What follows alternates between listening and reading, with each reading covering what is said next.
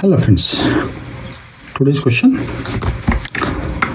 when a liquid medicine of density rho is to be put in the eye, it is done with the help of an eyedropper. As the bulb on the top of the dropper is placed, a drop forms at the opening of the dropper. We wish to estimate the size of the drop. We first assume that the drop formed at the opening is spherical because that requires a minimum increase in its surface energy. To determine the size, we calculate the net vertical force due to surface tension T when the radius of drop is r. When this force becomes smaller, the weight of the drop gets detached from the dropper. So based on this information given, we have to solve these three parts on it. First part states that if the radius of the opening of the dropper is small r, the vertical force due to the surface tension on the drop of radius r. So we have to find out, you can say, the vertical force due to surface tension. Now the maximum information is given in the question itself, because it states that we have to find out the vertical force due to surface tension. And in the question itself it is given that to determine the size, we calculate the net vertical force. Okay, so net vertical force will be nothing but the vertical force due to surface tension. So these two things are interrelated with each other, and we are going to use to solve this first part based on this thing. But before that, let us try to understand how the formation drop is going to take place. So we start from formation of the drop.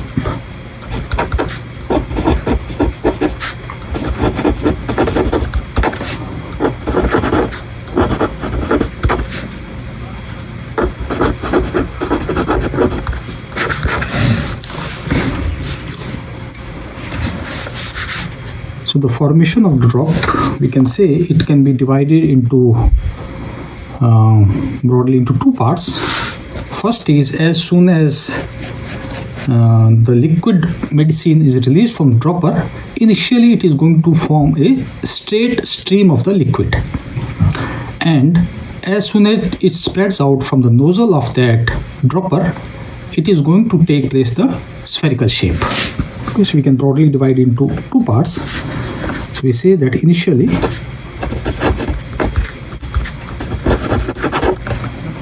when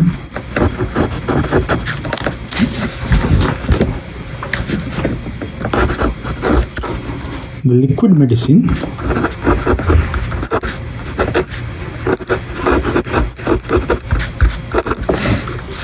is released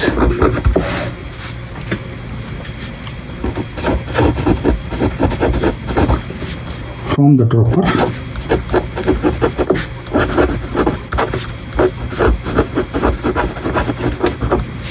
it forms a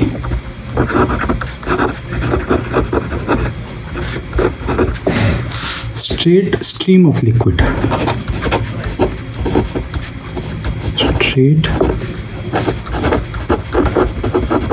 stream of liquid. And secondly, this liquid is going to spread out as soon as it comes out from the nozzle or you can say tip of the dropper, and the shape of that liquid will turn eventually into the spherical one. You can see this liquid eventually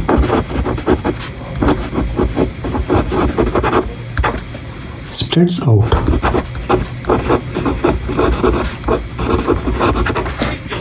and form a spherical drop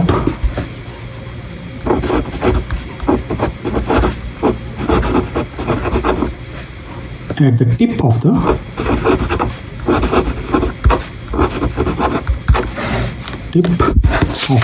dropper.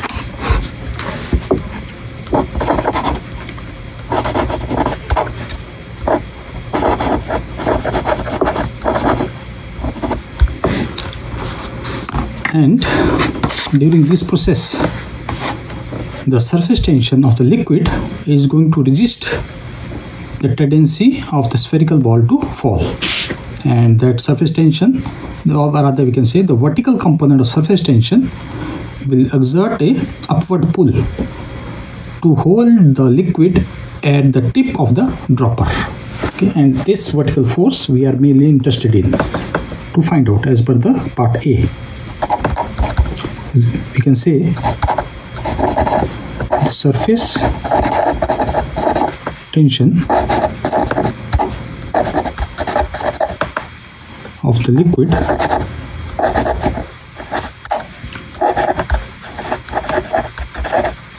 resists the liquid's tendency to fall.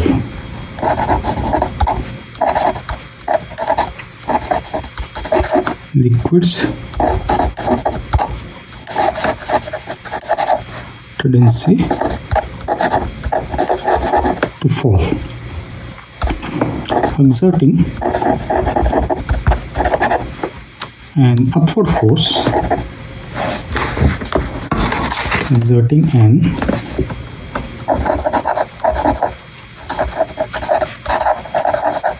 upward force, or we can say pull, upward pull to hold the drop.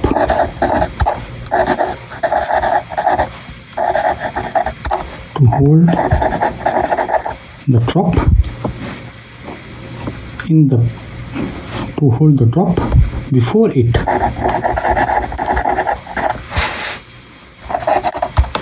detaches from the dropper. And we are interested in this upward force in the part A. So we can draw a rough approximate diagram for it. And if this is a spherical ball at the end of the tip, so this is our tip, and this completes the, you can say, the cross section of the tip. And it is given, or in the question it's given, that the opening radius of the dropper is small r. So this is the center of the dropper, and we have a radius of small r. And for, you can say, for a spherical drop, this is the radius and this is given as capital R. So let us join this. So this is center of the dropper, and this is the center of the this is the C is the center of the spherical drop, and O is the center of the cross section of your dropper. Okay. So there will be force acting in this direction, which will be your tension, surface tension, and we say that theta will be angle of this. So obviously this angle will be also theta. So this is a basic broader diagram for our question. So we say capital R is the radius of the spherical drop, radius of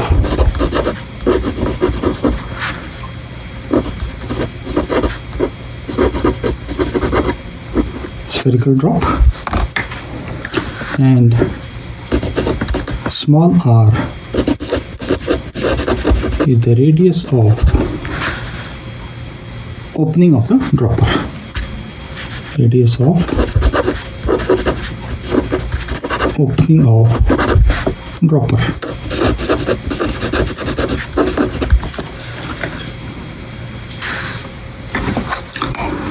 So we can just draw this force independently also. So this is a spherical drop, and let this call this point A, this is O, and this is C. So we have a force F in this direction. This is point A, and this is point O, and we have this point as C. This is given as capital R, and AO is our small r, and we have angle theta. So we can divide this force into two components. We are mainly interested in the vertical component. We are not interested in this horizontal component. Okay. So if we consider the triangle AOC, in triangle AOC, we can write that our sine of theta will be equal to small r upon capital R, which we are going to use later on. And we are interested in finding out the vertical component of that force, that is a surface tension.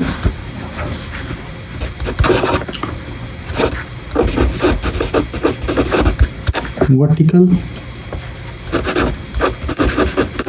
force component. So like I said, the total force F, the total force F due to surface tension,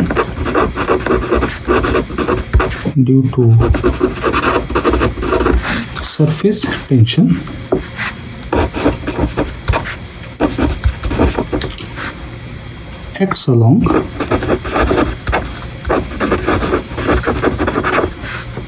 tangent to the surface, acts along the tangent to the surface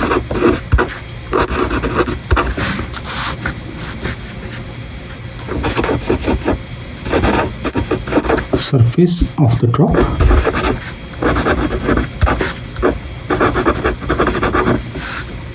at a point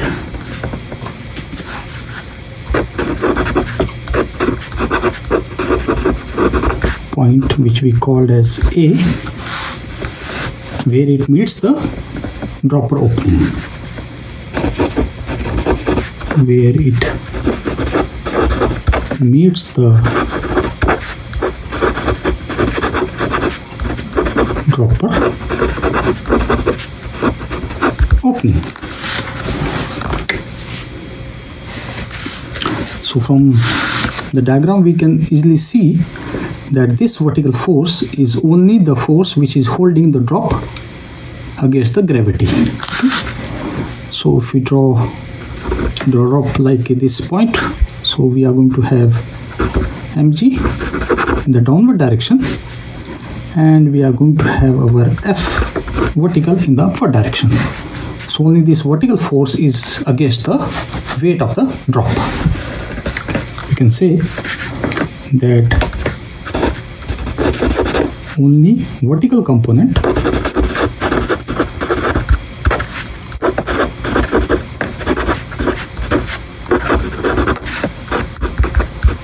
Fv of this force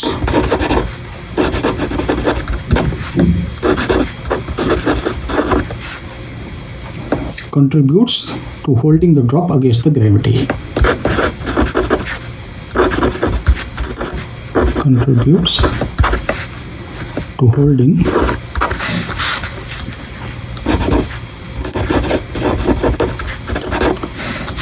the drop against the gravity.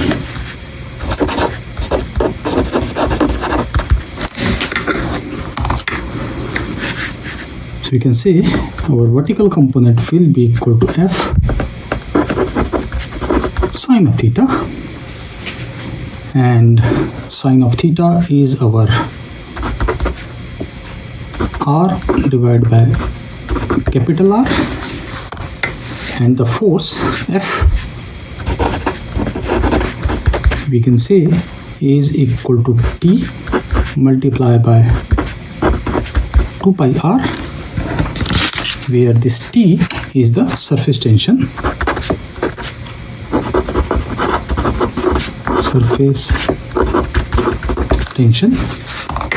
Therefore, we can say our F vertical will be equal to, we have T 2 pi r multiplied by r divided by capital R. Now to a simple multiplication, we get the vertical component of the force will be equal to 2 pi t r square upon capital R. So we found out the vertical component of the force, and from the options that are given to us, option number C is the correct option. So you can say option C is correct. Let us start with part B now. And part B, we have to find out for all these given values, the radius of the drop when it detaches from the dropper is approximately. Okay. So for part B,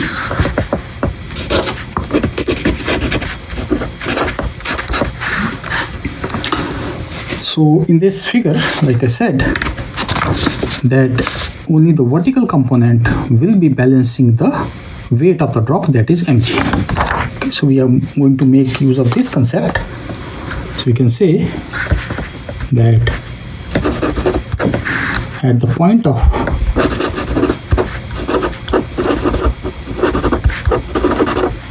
detachment,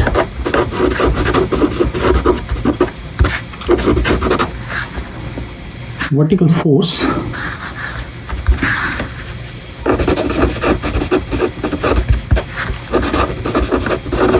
due to surface tension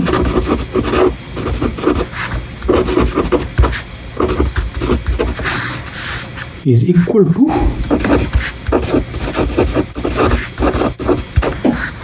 weight of the drop. Weight of the drop. So let us find out what will be the weight of the drop, and let us assume that is given as, that is taken as W. Okay. We are interested in weight of the drop.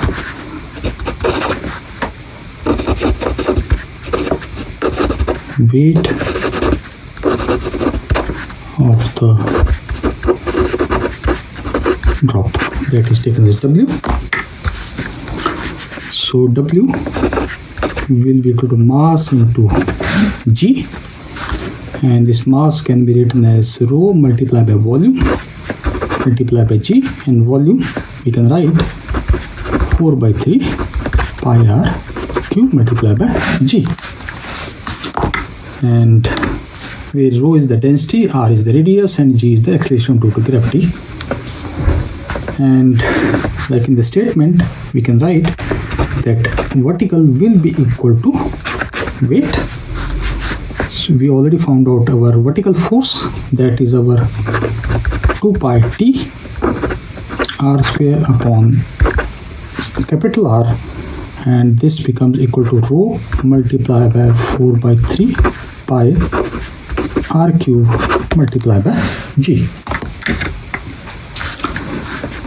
Pi and pi cancel out, this goes by 2, and rest are same, and we are interested in finding out the capital R. So this R4 will be equal to, we have this as 3 t small r square divided by 2 rho G. We substitute the value, 3 into tension is given to us as 0.11, and radius is our 5 into 10 to the power minus 4 whole square divided by 2, and density is 10 to the power 3, and G we is supposed to taken as 10.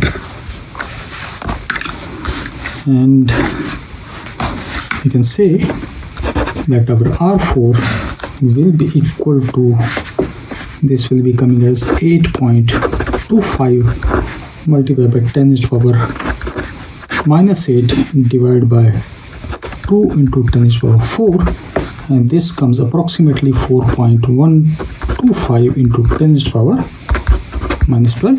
So we have to take fourth root of it. So therefore we can write that our R will be approximately equal to 1.42 into 10 to the power minus 3 meters. So this is the value of radius, and the option that are available to us is our A is the correct option. So you can say option A is correct. Is correct. And now we are into part C, which states that after a drop detaches, its surface energy is. Okay. So we start with part C.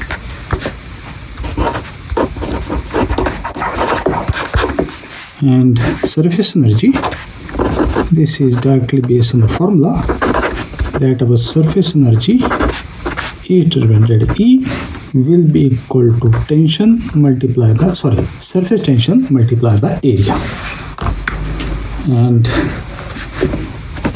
A is our surface area of the drop. Surface area of the